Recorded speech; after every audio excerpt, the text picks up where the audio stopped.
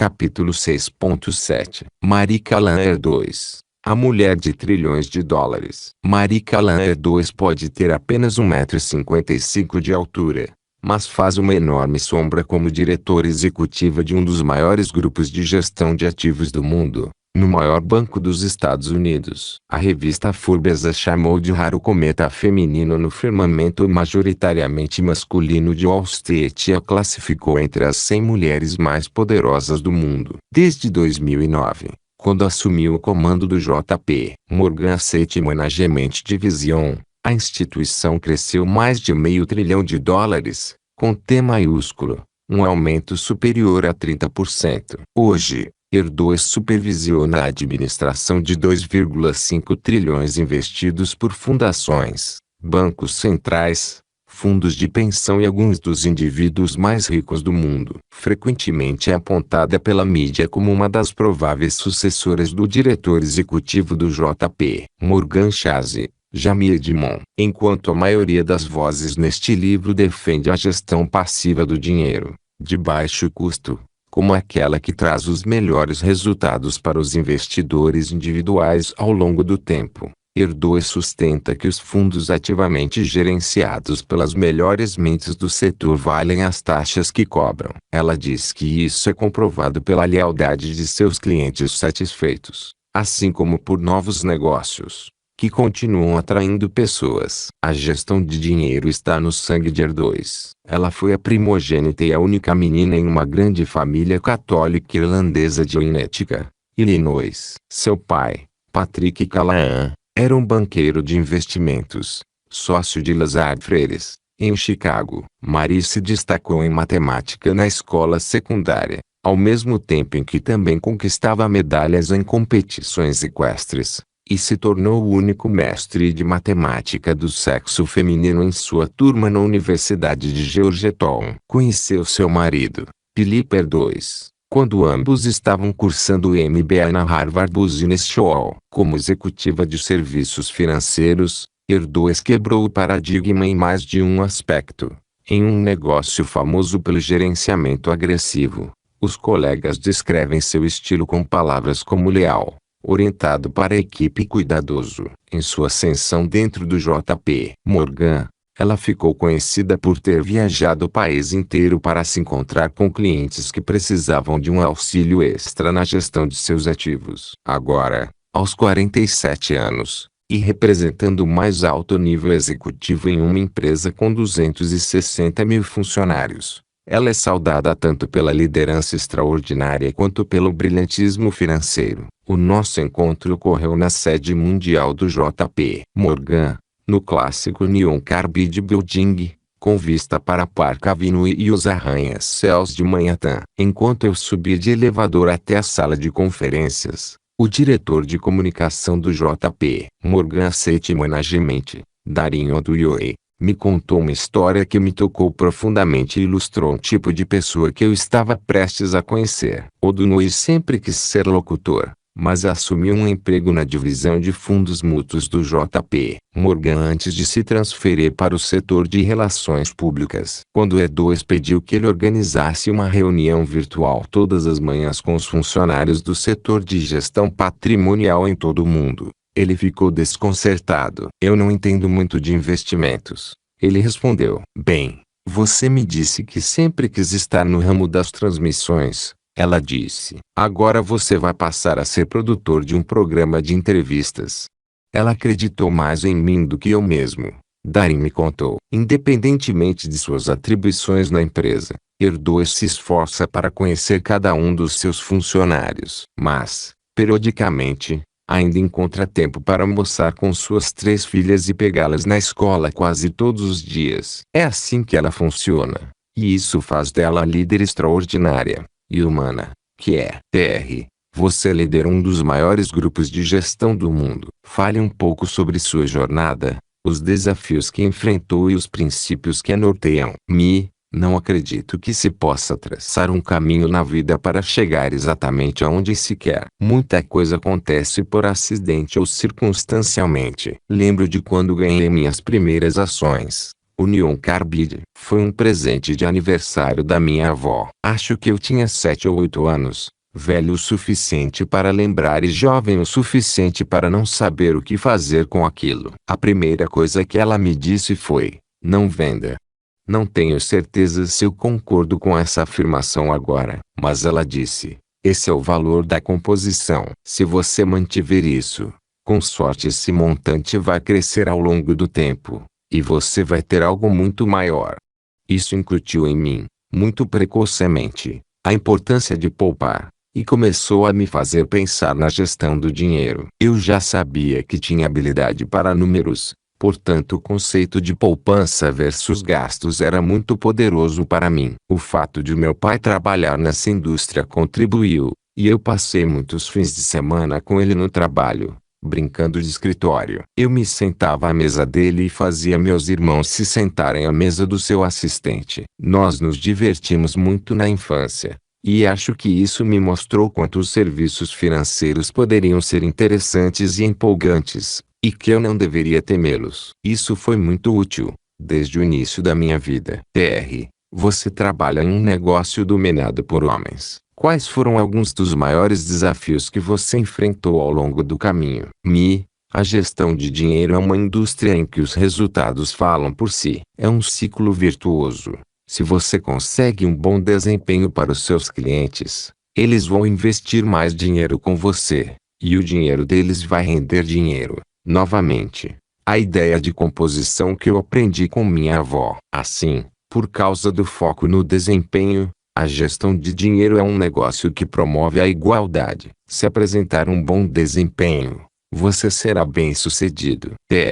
O que é liderança? Como você a define? É importante não confundir gestão com a liderança. Para mim, liderança significa não precisar pedir a ninguém para fazer algo que eu mesma não faria. É acordar todas as manhãs tentando fazer da sua organização um lugar melhor. Eu realmente acredito que trabalho para as pessoas do JP Morgan Asset Management, e não ao contrário. Por isso tento ver além do que as pessoas costumam ver. Tendo sido gerente de portfólio, consultora de clientes e líder de negócios, eu sei o que nós somos capazes de alcançar para os clientes. Então, considero que meu trabalho seja não apenas liderar nossas equipes, mas me colocar ao lado delas e me juntar à sua viagem. Sob muitos aspectos, penso que a liderança é uma coisa inata, mas isso não significa que não devamos trabalhá-la constantemente, aprimorá-la e descobrir o que funciona e o que não funciona. O estilo de liderança muda com pessoas diferentes ou em situações diferentes, mas os princípios básicos da liderança são sólidos. Recentemente entrevistei o Dr. Robert Shiller, que ganhou o Prêmio Nobel de Economia, e ele falava sobre todo o bem que as instituições financeiras fazem ao mundo, e que as pessoas acabam naturalizando. Por que você acha que as reputações dessas instituições mudaram? E o que pode ser feito para reverter a situação?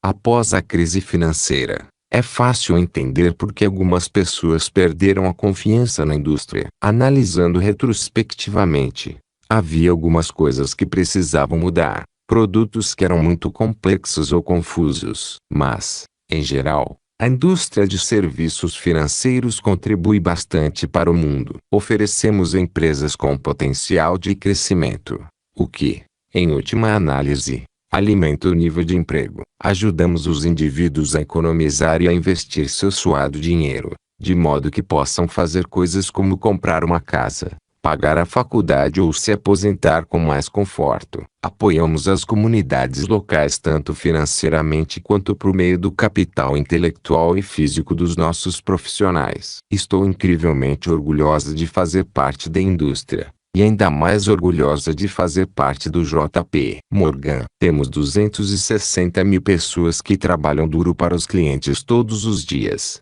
e que sempre se esforçam para fazer a coisa certa. Há um provérbio que diz que, se você não deixaria sua avó comprar um produto, então provavelmente não deveria se dedicar a esse negócio. É uma maneira simplista, mas importante, de encarar as coisas. Tenho certeza que essa é uma questão delicada, mas ouvindo Ray Dalio, ouvindo Jack Bogle, Davi Swensen, Warren Buffett, Todos dizem que a gestão ativa não funciona a longo prazo, que 96% dos gestores ativos não superam o índice. Eu gostaria de ter a sua opinião sobre isso, pois seu desempenho tem sido extraordinário.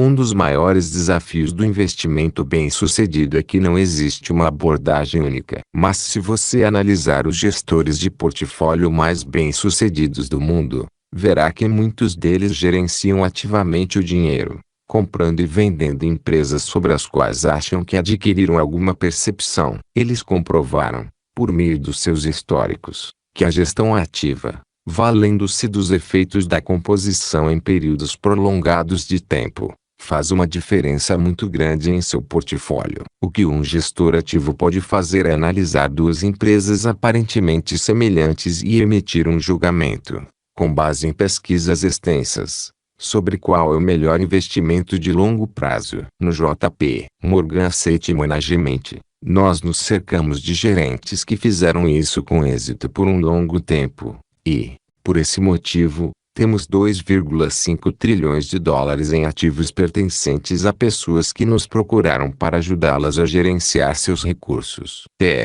Grandes investidores buscam, invariavelmente, uma relação assimétrica entre risco, recompensa, certo? E os ultra-ricos sempre fizeram isso. Me explique como é que o investidor médio pode obter riqueza sem risco atualmente, ou pelo menos riqueza com pouco risco, se ele já não for ultra-rico. Não se trata do nível de riqueza, mas de estar bem amparado, bem assessorado e aderir a um plano. O que acontece, muitas vezes, é que as pessoas começam com um plano diversificado, mas, à medida que as condições se alteram, elas tentam prever o comportamento dos mercados, para que possam ter mais oportunidades de resultados positivos ou melhor proteção contra as condições desfavoráveis. Só que isso é uma coisa muito perigosa, porque é impossível prever todos os cenários. O que um portfólio bem diversificado faz é ajudá-lo a capturar os riscos de cauda, riscos que podem trazer grandes recompensas, e, ao aderir a esse plano, você pode criar uma enorme quantidade de riqueza a longo prazo. Quais são algumas das maiores oportunidades atuais para os investidores e os maiores desafios para os quais eles precisam se preparar? Acho que, no futuro, analisaremos retrospectivamente o momento que estamos vivendo agora e diremos: foi um grande momento para ter investido. Temos liquidez suficiente no sistema para sanar um monte de coisas que deram errado. Mas as oportunidades de investimento ao longo dos próximos 5 anos, especialmente aqueles com perspectivas de crescimento de longo prazo, devem ser consideradas agora. Hoje em dia, a maioria dos investidores quer renda, volatilidade moderada e liquidez. Ainda há os efeitos da ressaca de 2008, em que muitos estão preocupados com: se eu precisar do meu dinheiro imediatamente, posso pegá-lo. Se você não precisa dele imediatamente, mantenha-o investido. Ele vai atendê-lo muito bem ao longo dos próximos anos, e você vai olhar para trás e ser incrivelmente grato por ter feito isso. Além disso, a indústria fez uma série de mudanças nas regras e regulamentações, na tentativa de garantir melhores condições para o futuro. Isso não quer dizer que não haverá anomalias no mercado, mas o sistema melhorou, portanto deve ser mais seguro. Perguntei isso a todos os multibilionários com quem conversei e que também começaram do nada. No seu caso, o estresse financeiro nunca desaparece. O estresse financeiro nunca desaparece para ninguém, independentemente do nível de riqueza ou de sucesso. Por que isso acontece? Porque, seja qual for o estágio em que se encontre, você quer ter a certeza de que está usando seu dinheiro da forma mais eficaz, seja pagando por cuidados de saúde e pelo bem-estar da sua família, seja assegurando que ele esteja sendo corretamente investido em gerações futuras ou para atender a metas filantrópicas. Existe um antídoto para esse estresse. Na sua opinião, qual seria ele?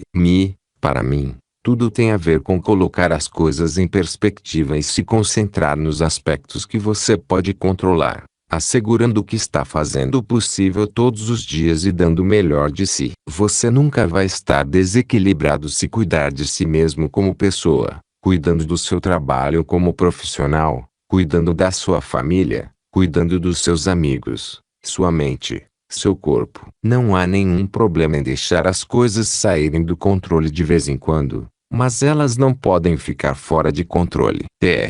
Se tudo o que você pudesse deixar para suas filhas fosse um conjunto de regras ou uma estratégia de portfólio, ou uma estratégia de alocação de ativos, quais seriam eles?